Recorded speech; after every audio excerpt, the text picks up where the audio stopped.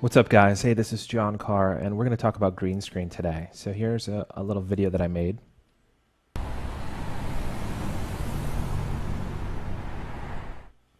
It's quick, so let's watch it again. So this is my buddy Marcus, and I would have to say it's probably inspired by all the superhero comic book movies coming out, and this is downtown LA. The thing is, these shots did not exist together, and what we did is we used a green screen. Now, the thing about green screen is the fact that it's a little intimidating. You always see on behind-the-scenes films this huge elaborate studio that people do them in, and the truth is you can get away with green screen on a much smaller budget, and I just wanted to show you guys this with this tutorial. So this is the actual shot. This is shot on an Epic, and we used a Kessler crane. Here is one tip: always have weights for the Kessler crane. This is quite a workout this day using it, and we didn't have weights for this particular shot. So we've got Marcus here standing in the foreground in front of the green screen. We've got Jenna, the office manager at Vince's office, holding it in the background, and then I'm working the crane. This is a Kessler crane. And like I said, here is the finalized shot. So we're actually in a Chevron station, not nearly as dramatic as the downtown LA cityscape. So let's jump in and show you guys how you can do this. Just a quick side note. This green screen is available from a company called Digital Juice, and it is $200, folds up nicely into a small self-contained unit, and has green on one side, blue on the other, and super easy to use. So like I said, it doesn't have to be big budget for green screen. You can definitely incorporate some green screen techniques within your work. All right, so let's jump into After Effects, and I'm going to pull in this green screen. Now, this is a shot that we shot with the Epic, and I transcoded to ProRes, 1920 by 1080.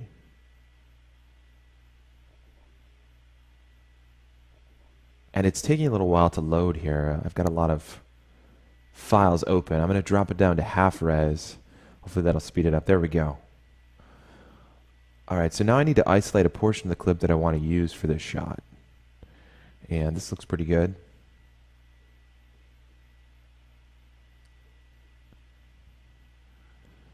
All right, so we'll use this. We'll start it here. Come down to here. Perfect. I'm going to hit N for end, and let's go to here. I'm going to hit B for beginning, and I am going to isolate that portion of the clip. Option left bracket, option right bracket.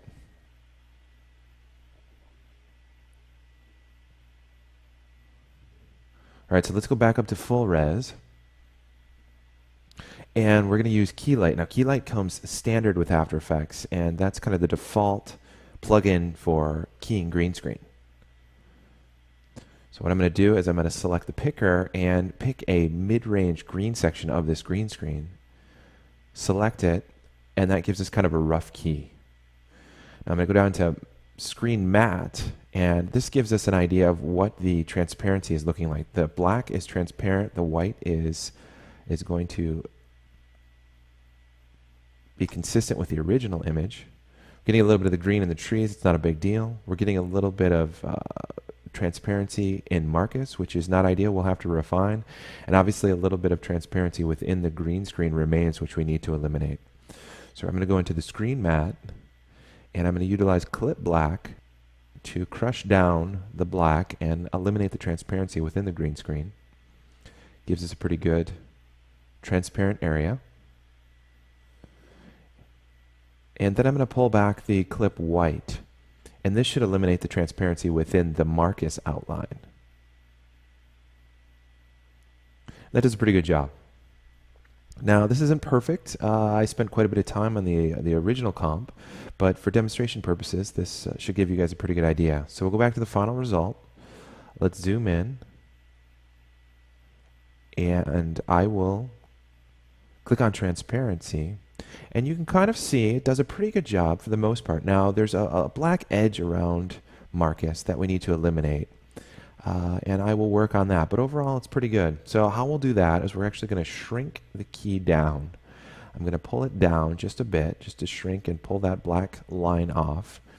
And then I'm going to soften it. And that should give us a little bit better result. And it's good enough for what we're doing right now. I would probably spend a little bit more time refining this.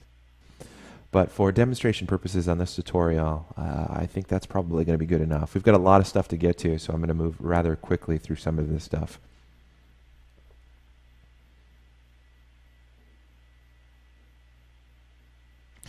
Now the next step in the process is we need to create a garbage mask to eliminate the upper portion of the chevron station, the background there, and everything outside of the brick wall.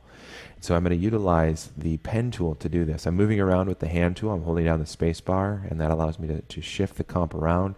And now I'm using the pen tool to select the region that I'm going to garbage mask out. I'm not so concerned about this brick wall. The majority of it's going to be eliminated in the final comp, but we're going to kind of go through here quickly and create this garbage mask.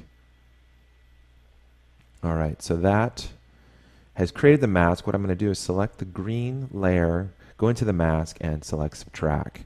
And there we go. We've got exactly what we need for a garbage mask to eliminate that background that gives us the transparency to be able to drop in the LA cityscape. All right, so now what we need to do is we need to actually animate this mask. This is a crane shot that we did originally. The plate is a crane shot, so we need to animate the mask to stay with the brick wall. And as you can see, we lose it right there. So we have to create some keyframes. And I have selected the mask path and created a keyframe, and we're going to create a few more keyframes to keep the mask in place. And this isn't going to be perfect. We're going to do it fairly fast, but you guys should get the general idea in terms of how this was handled.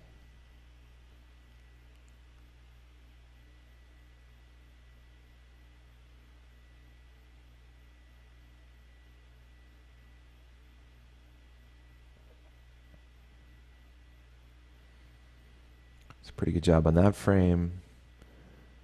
All right, so here we have the keyframes in place, and it's like I said, it's not perfect, but it is good enough for demonstration. All right, looking pretty good. Now the next step is we're going to create a background plate, and what I did is I went to downtown Los Angeles and shot a series of photographs of this LA cityscape. And my plan was I wanted to create a high resolution background so I could zoom in, or I had a lot of latitude in terms of what I could do with it. So I shot about 14 different photographs of downtown LA with the 5D Mark II, and my plan is to merge them together within Photoshop. So this will give me a really large vista cityscape portrait to work with and be able to drop into the After Effects comp. So here's how I went about doing that. I went into the Automate and into Photo Merge. Now this is a slow process, and I actually kind of pre-baked it, as you can see in the layer panel over here, so I could speed up the process for this tutorial. But this is how you would go about it. You would add the files into the Photo Merge. So let's find the files, select them all, and this drops them into the Photo Merge. I would click OK, and it would merge all of these files together. Now, like I said, I've already created that, so let's open up this file, and here it is. Now, as you can see, this is 3.5%, so it's very high resolution, and it's created the entire cityscape of downtown Los Angeles. That's not perfect. You can see some of the seams in this merge, and we would probably have to spend a little bit of time cleaning that up. In fact, I did on the original comp.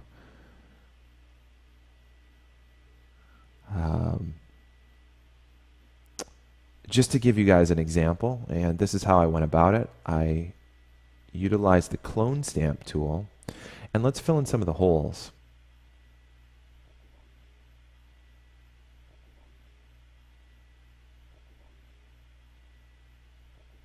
First of all, I'm going to flatten this Photoshop document, and then I'm going to go into the clone stamp tool. Now I know you can use the content aware fill, but I'm kind of old school, so I'm going to go with the clone stamp tool, and we're going to fill in some of these holes in the sky.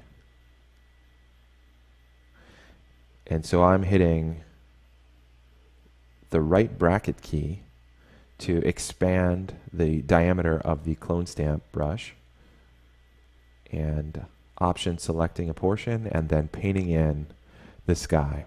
So fairly straightforward. You need to spend a little bit of time tweaking this, making it look right, probably pulling regions from different sections so you're not getting a lot of duplicate patterns. But it gives you a pretty good idea where you can just fill the sky in. Now this isn't necessarily going to be important for this particular project because I'm only focusing on the center portion of downtown LA, and the actual clouds on the left here weren't in the shot. So what I do want to do, because this is a static flat image, we need to create some sort of depth to sell it as a video shot. When you look at video shots, there's depth. I mean, it's a 2D image, but you're trying to create depth. Now this is a very static flat image, and so we need to figure out a way to create a little bit of depth within this static image. And so what I decided to do was focus on these front two buildings. Obviously they're closer to me than the back buildings, and so I said, well, let's cut these out, create them on their own layers, and that will allow us to utilize them within After Effects to create a sense of depth within this cityscape shot. So I'm going to rename this to the background. I'm going to duplicate these layers.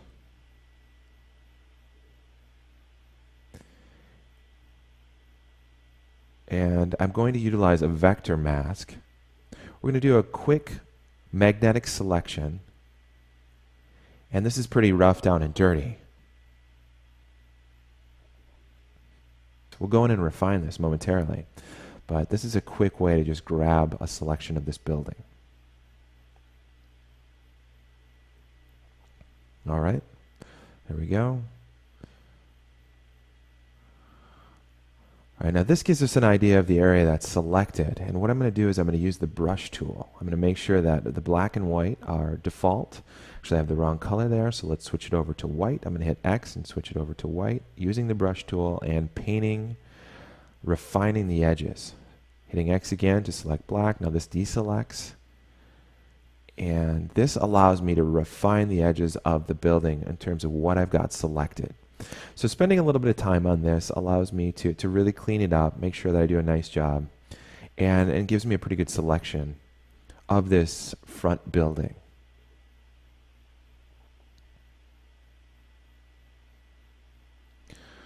So I'm actually going to do it a little bit differently than I originally intended. I'm just going to copy this selection and paste it onto a new layer. So I'll paste it now, and that's I actually pasted the wrong portion of that layer. We're going to paste the actual photo of the building, and there we go. So we've got a copy on a new layer of that initial front building. So I don't need these additional layers. I'm actually going to delete them and not use them. Now the key is we need to paint in the background, and we need to paint out that building. So I'm going to go to the clone stamp tool again.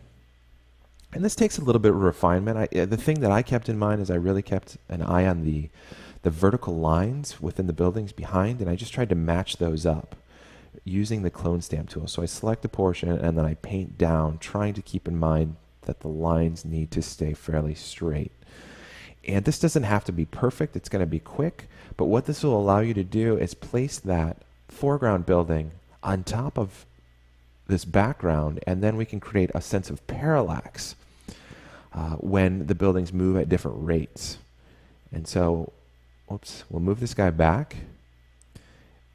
And you can see as we move up and down, you're creating a sense of parallax. That building is no longer existing in the background. Now, you don't have to get rid of the whole thing. You can get rid of just the top portion because it's going to be a quick move. But that at least gives us an opportunity to create some parallax. Now, I did this other building as well here on the left. This is a little bit more difficult because you can see these fine edges. But the cool thing about those edges is it definitely allows you to see through to the buildings in the back and creates even more of a sense of parallax. So this one took a little bit of time to refine and get perfect, but it allowed me to really showcase that the buildings were actually moving at a different rate and sell the illusion of depth within this comp. So I'm going to show you guys the actual comp that I created. And as you can see, we've got these two forward buildings that are cut out, and I went down and I filled in the background on both of them.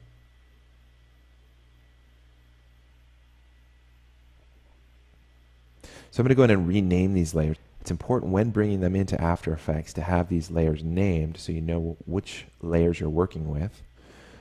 So this will be the building left. First was the building right. This should be the background, correct.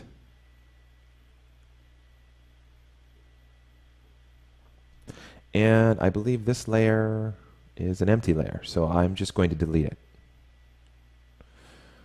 All right, so this is the actual comp or actual Photoshop document that I used in the original comp, and you can see I haven't filled it in completely, and I didn't need to. I just filled in a good portion of it, and just enough to be able to sell the illusion.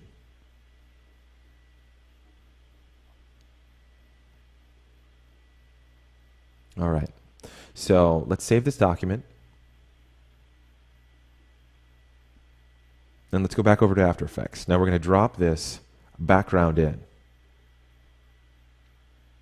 So I'm going to import the file. And let's give it a moment. All right, LA background PSD. I'm going to import it as footage.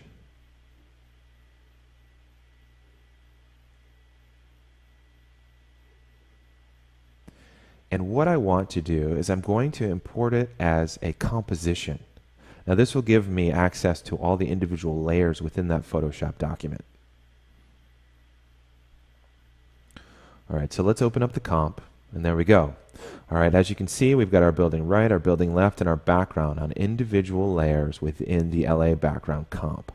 So really handy, and obviously it will allow us to animate these at different speeds within After Effects. All right, so I'm going to close out of Photoshop to free up some RAM.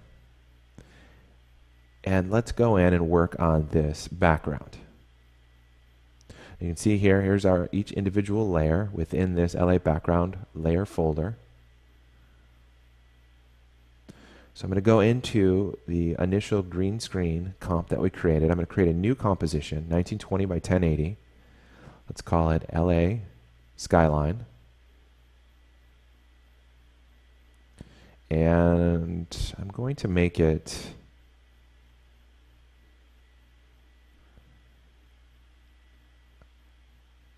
120 frames.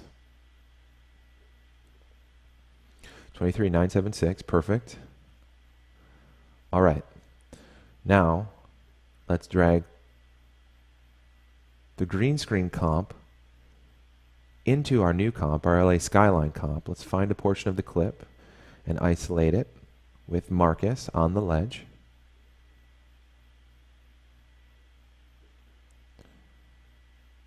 Perfect. And there he is.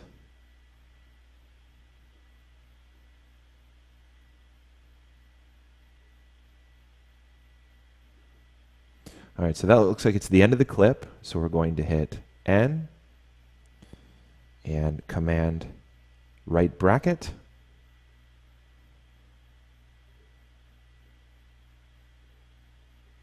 And let's drag these three individual layers into this comp. Now I need to drag them below the green screen comp. And there you go. You can see the LA cityscape popping up in the background. Now let's adjust the scale. I want to try to duplicate what I did in the initial comp or the initial project and move these buildings around. Now one problem I see, let's adjust Marcus and bring him over to the edge. We had him on the edge and eliminating the majority of the brick wall beneath him on the original project. And he comes into view. Perfect. Okay, so now one of the problems is with green screen, it's imperative that you line up the lighting. And so we shot Marcus in the morning and this LA skyline in the afternoon, and they were actually in opposite directions. So our light doesn't match. We've got the light hitting Marcus on the left and the light hitting the buildings on the right. So what we can do is we can go into the green screen comp. Let's go into the scale, deselect the link, and let's do -100, and that effectively flops Marcus.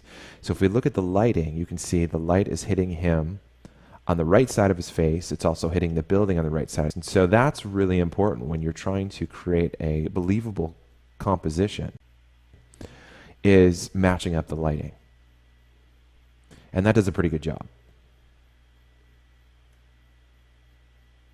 All right, so let's move these buildings around and try and duplicate what we initially had. One of the things I'm going to do is I'm going to move the background all the way to the bottom, and that brings our two buildings in the foreground into view.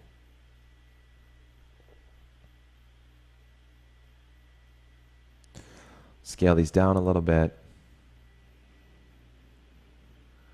and move them into position. That looks pretty good. Okay, I like it. All right, so Marcus comes into view. LA cityscape in the background. Now we need to get these buildings moving a little bit as well. We need to sell the illusion that they're all within this world, and as the camera comes down, the buildings are moving with the camera.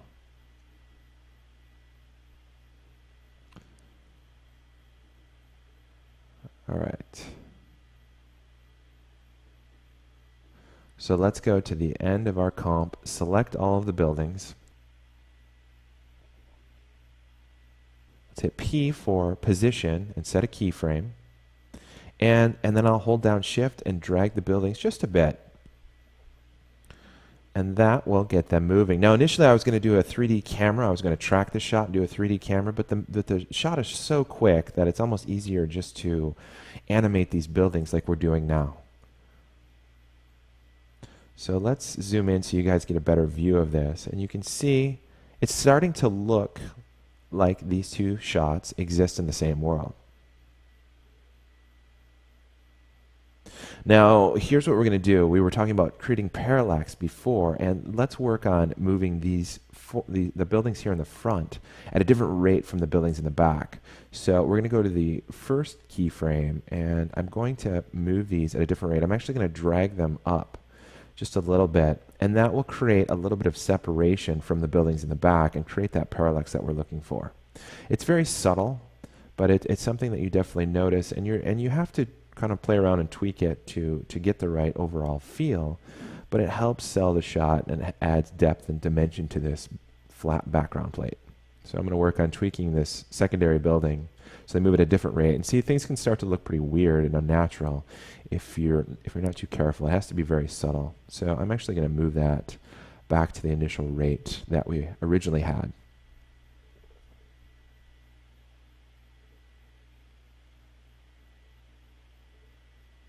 And like I said, you can really see her on the corner. It's creating a tremendous amount of parallax because of the thin edges on this building on the left. So not perfect. I mean, you could definitely spend some time tweaking and making it look a little bit better, but it at least gives you guys the general gist of what we're trying to accomplish there. So the next thing that we need to do is we actually need to match these two shots so they look like they exist in the same world. And so I'm going to add some curves to the Marcus layer, curve effect. And this is a trick from Mark Christensen in his Studio Technique books on After Effects. We're going to go into the different color channels and match based on color channels. So as you can see, I feel like Marcus is a little bit darker than the background. So we're going to try and match these. And this is on the red channel. And actually, I'm not in the right channel on the curves. So we're going to go down to the red channel on the curves, and I'm going to pull up the shadows. So that's going to help us match the colors of the two channels a little bit better. So let's jump into green. Green's the same thing. I believe green is a little bit darker on Marcus than it is on the background. So let's pull up the shadows a bit. Matches a little bit better. Let's go into blue. Once again, we're a little bit dark. Drop down to blue in the curves. Pull it up a bit to match, and that looks pretty good. And then let's go back to the original. And now you can see these two match a little bit better. We just pulled some of the darkness out of the Marcus comp, but it allows you to go in there and really match the two shots so they look like they exist in the same world, which is imperative when you're compositing within After Effects. That looks pretty good. So now the key is you match the two shots, and then you add an overall color correction. So I'm going to add an adjustment layer, and I'm going to go into Magic Bullet Looks. We're just going to throw a quick preset on here to add a little bit of color correction. Now you could obviously do this by using a product like Colorista, Colorista 2, and creating your own look, but we're just going to, for time's sake, just throw a preset of Magic Bullet Looks on here. So I'm going to click on the Edit button, which is going to pull up the Magic Bullet Looks plugin. This is the plugin interface, and like I said, we want to initially match the shots together and then create an overall look. So I'm going to throw the Blockbuster preset on there. Adds a heavy hint of green.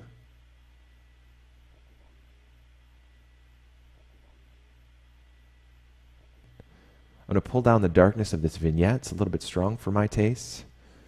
And everything else looks pretty good. And you can see it's kind of blending these shots together a little bit better. So it looks like they exist in the same world. So there we go. We can see the end result. So that is on our adjustment layer. I'm going to pull down the opacity a little bit just to blend this a little bit better. It was a little bit strong initially. And it looks pretty good.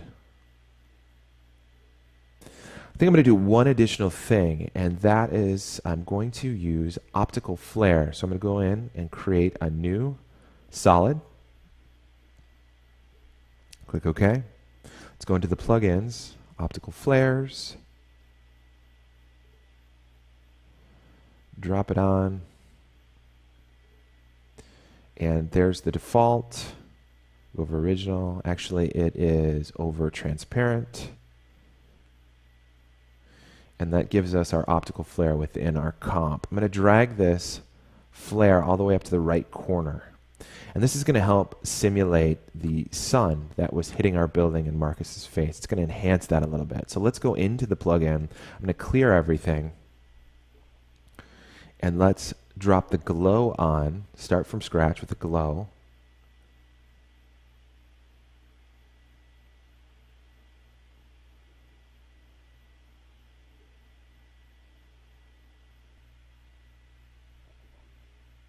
And let's add a texture. So I'm going to start with, I'm going to just look around here and within the textures, find something that I like. And let's go with the dirty. So what the dirty is it's simulating kind of dirt within the lens, some grime on the lens. And it helps, it's just another technique to help kind of merge the shots together and make it look a little bit more authentic. So I'm going to work on the tint here. I'm going to make it more of an orangish color.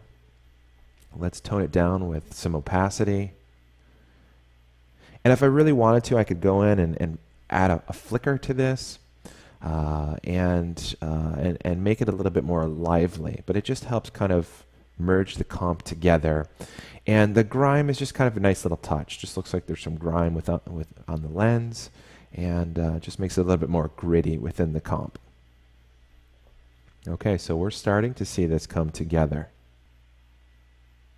Now, the original comp was a little bit more orange, a little bit more green. I definitely spent a little bit more time in terms of tweaking colors and the overall look, but this should give you a general idea of the overall technique. All right. So that's starting to come together pretty well. Now, the next thing that I want to do is I want to figure out a way to bring some life to this static background. Now, we've got a little bit of parallax in the foreground. But let's figure out a way to incorporate some movement within the background. You see this a lot on TV shows and movies. And so what I did is I actually went out to the park. I used my 5D Mark II and I shot the sky, and I was aiming to get some birds. So let me get this original clip. Open it here in QuickTime. Let you guys see what it is. Okay, let me merge it down, or let me shrink it down. And there's our birds. So you can see the birds flying on a light blue sky. So what I'm going to do is I'm going to bring this within After Effects, and we're going to key out the sky, and then we're going to be able to drop the birds into the background. And that's going to help sell the illusion that this is an actual motion background. So it's a nice little touch, a little bit of extra, and like I said, it just helps sell the illusion that we're in a natural environment. This is an actual cityscape shot of downtown Los Angeles. All right, so let's import that clip.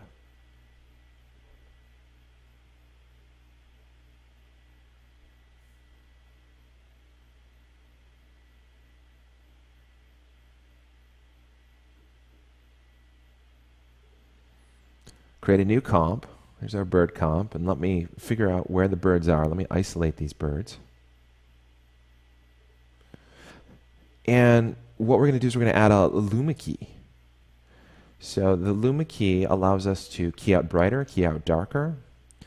There are the birds right there, the very beginning. So let's isolate them. Let's figure out where the birds leave frame. I'm going to shorten the comp down. And let's use this Luma key to try to isolate these birds. So I'm going to key out the brighter with this Luma key. I'm going to pull the threshold up.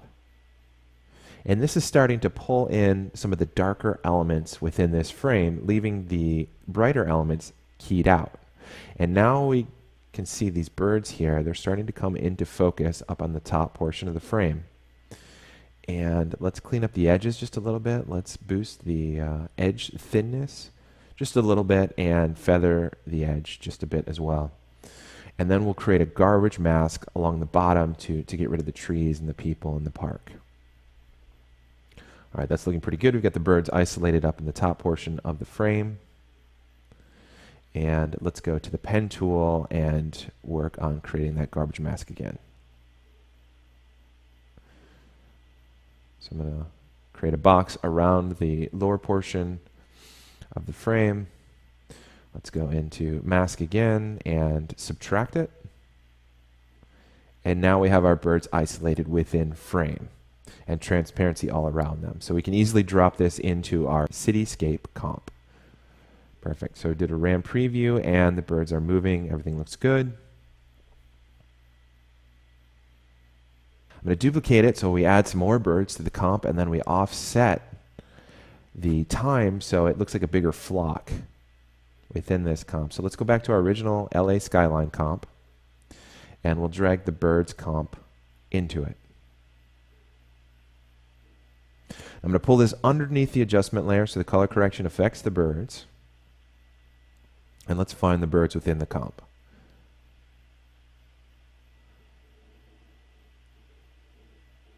And there they are. So these, not a lot of birds. I'd probably double it up a few more times to get a few more birds going. But like I said, it helps sell the illusion. And that's what it's all about. You want to sell that. It's going to focus the viewer's attention to the motion and then down to Marcus. And it's going to help sell the illusion that this is an actual shot that has taken place in the real world. We've got birds. We've got some parallax on the buildings in the foreground. And we've got a very small green screen selling this entire shot. And I could spend a lot of time doing tweaks, working on motion, color grade, things of that nature. In fact, I think I added a bit of a rack focus on my final shot. I had a little bit of a flicker going with the optical flare, and the overall color grade was very different. So let's take a look at that shot.